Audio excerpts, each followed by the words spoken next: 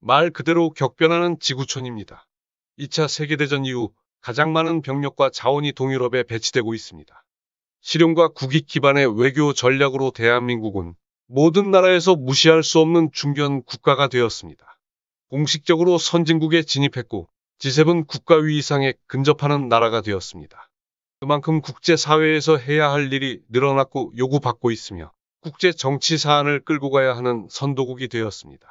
지구촌이라 불렸지만 한반도에서 일어나는 일이 아니면 대한민국과 직접적으로 부딪히는 일이 아니면 다른 세상에서 일어나는 일 정도로 아주 짤막하게 외신 보도를 통해 우리는 전에 듣기만 하는 나라에서 당연한 듯 다른 나라 사건 사고에 대해서 입장을 밝혀야 하는 나라. 대한민국 입장이 무엇인지 국제사회가 궁금해하고 대한민국의 입장에 따라 관련국의 입지가 영향을 받는 나라가 되었습니다.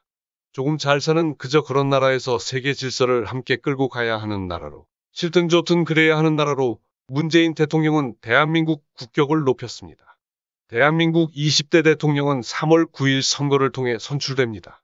5월 9일 문재인 대통령은 자연인으로 돌아가 잊혀진 사람처럼 살고 싶다 말한 적이 있습니다.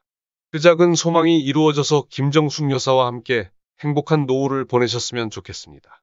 그럼 전하는 말씀 들으면서 머리를 식히고 오겠습니다. 궁금TV가 처음으로 광고라는 걸 계약했습니다. 전하는 말씀 듣고 필요하시면 전화해서 물어보시고 여러분에게 기분 좋은 결과가 있으면 좋겠습니다. 지금부터 제가 질문을 드릴 건데요. 여러분 답변이 예스라면 당연히 받아야 하지만 몰라서 못 받을 수도 있는 46만 원을 받으실 수 있습니다. 문제는 무척이나 쉽습니다. 첫 번째, 인터넷이나 TV를 사용 중이신가요?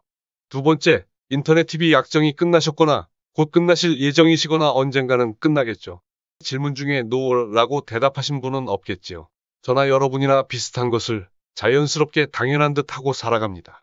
그 중에서 늘 손에 있고 우리 눈에 보이는 핸드폰, 인터넷, TV가 있습니다. 이것들을 사용하면서 약정이라는 걸 하죠. 2년 혹은 3년 약정 기간이 끝나 계약을 갱신하거나 다시 계약을 해야 할 때 궁금TV가 지금 화면에서 알려주는 곳에 전화해서 궁금TV 보고 전화하는 거라고 말씀하셔도 되고 안 해도 되지만 궁금TV가 말한 것이 사실인지 물어보고 따져는 봐야 하겠죠. 고가 요금제를 강요하지도 유도하지도 않고 기본적으로 생활 패턴에 맞는 꼭 필요한 요금제를 권하면서도 이곳에서 핸드폰, 인터넷, TV 약정에 가입하게 되면 궁금TV가 알려준 이 전화 한 통으로 46만 원을 받게 됩니다. 휴대폰에 공시지원금이 있듯이 인터넷 TV에는 경품고시제란 제도가 있습니다. 인터넷 TV를 변경한다면 최대 46만 원을 지급받을 수 있다는 것인데 전화 한 통으로 받을 수 있는데 지금 그곳을 광고하는 것입니다. 아정당이라는 곳인데 다른 유튜브 채널에서도 광고하고 있고요. 아주 많은 현금에서 R을, 정직한 요금 추천해서 정, 당일 현금 지급에서 당을 따서 회사 이름을 아정당이라 지었다고 합니다. 이 업체에 관해 간단히 소개를 드리자면 유튜브 채널도 별도로 운영 중이고 광고 채널인데 구독자가 47,000명입니다. 아정당이라고 검색하면 상단에 바로 뜨는 걸 볼 수 있고 네이버 카페도 있는데 2021년도에만 4,000개가 넘는 후기가 올라왔고 카페 실제 회원수만 18만 명 이상인데 피해 사례나 구설수에 오르내리지 않는 걸 보면 신뢰할 수 있는 업체 같습니다. 직접 방문, 전화상담, 대칭 비대칭형 조회가 가능한 업체로서 1년 365일 상담이 가능하고 오전 8시부터 저녁 10시까지 상담을 하고 있다고 합니다. 오전 8시부터 오후 10시까지 가장 편한 시간에 전화해서 물어보시고 마음에 들면 가입하시면 됩니다. 최대 46만 원은 설치 당일 여러분이 잊고 있어도 지급해드린다고 합니다. 정수기, 공기청정기, 가전제품 렌탈까지 함께 한다고 하니 일반 렌트 업체들과 비교해보시는 것도 좋을 듯 합니다. 전화해서 46만 원 꼭 받아버리세요. 1833-3504 아정당 통신 전화해서 46만 원 꼭 받아버리세요. 1833-3504 아정당 통신 궁금TV 보고 전화했다고 말하지 않아도 됩니다. 첫 번째 댓글란에 아정당 유튜브, 네이버 카페 링크를 연결해 드렸습니다.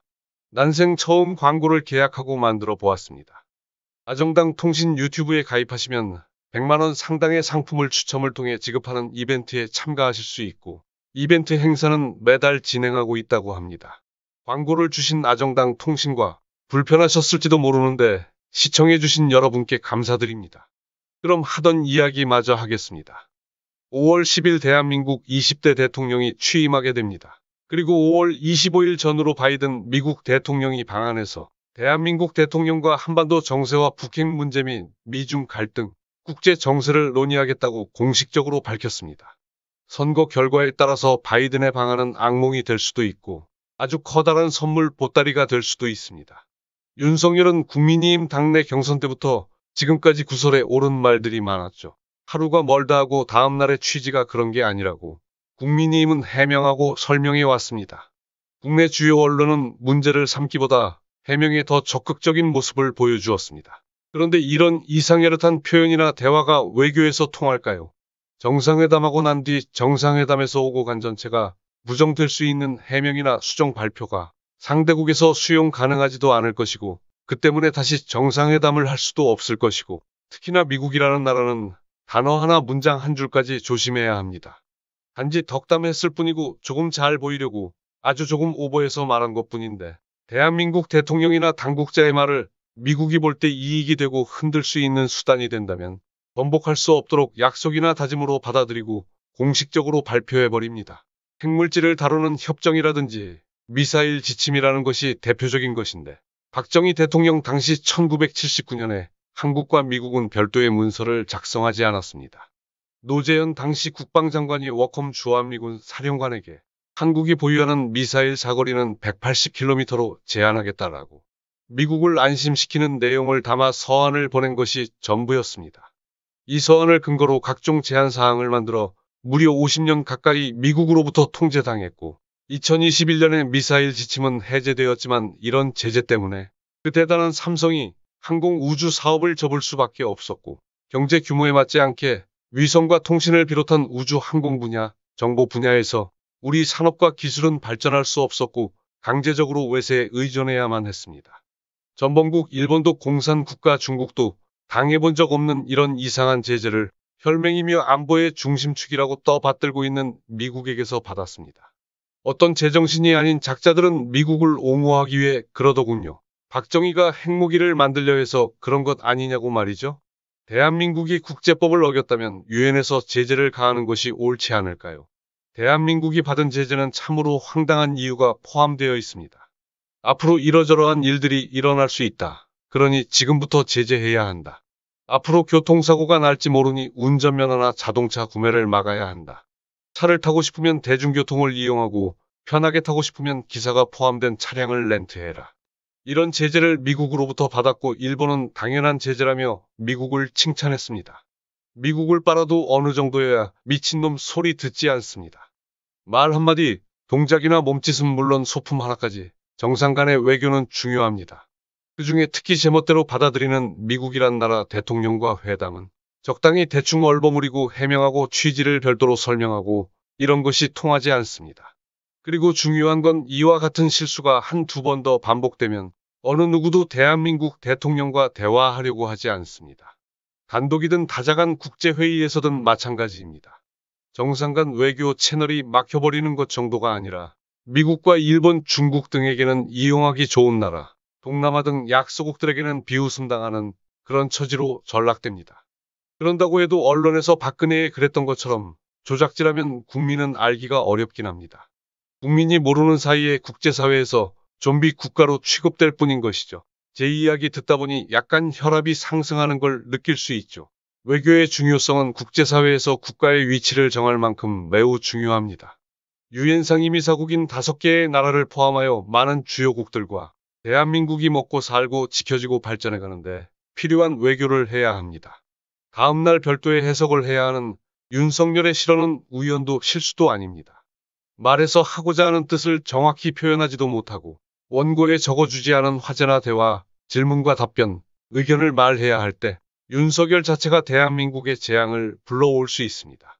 외신기자 초청 간담회를 보면 통역하는 사람이 윤석열의 말을 해석이라기보다 말을 만들어 설명하는 모습을 볼 수 있고 이런 비정상적인 모습이 현실에서 나타나면 상대 정상에 속한 통역은 통역 오류 문제를 지적해서 즉석에서 보고할 것이고 그야말로 개망신이라는 것을 당하게 되는데 다른 나라 이야기가 아니라 불과 잠시 뒤에 우리가 보게 될 기가 막힌 장면일 수 있다는 것이 문제입니다.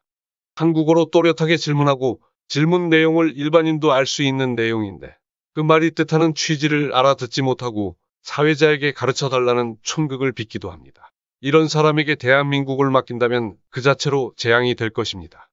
대통령은 아주 많이 알아야 하고 정세를 보는 눈이 탁월해야 합니다. 김현종 전 국가안보 2차장이 대통령의 자질을 말해주고 있습니다. 문제는 항상 예측할 수 없는 곳에서 터지고 수습하려고 할 땐 너무 많은 대가를 치러야 합니다. 20대 대통령이 취임한 뒤 바로 5월 미국 바이든 대통령이 방한할 예정입니다. 이때 차기 대통령은 바이든 대통령과 대북, 대중, 정책을 둘러싼 한미 공조에 대한 논의를 해야 합니다. 지금 나와 있는 후보 중 과연 누가 바이든 대통령을 상대할 수 있다고 생각하십니까?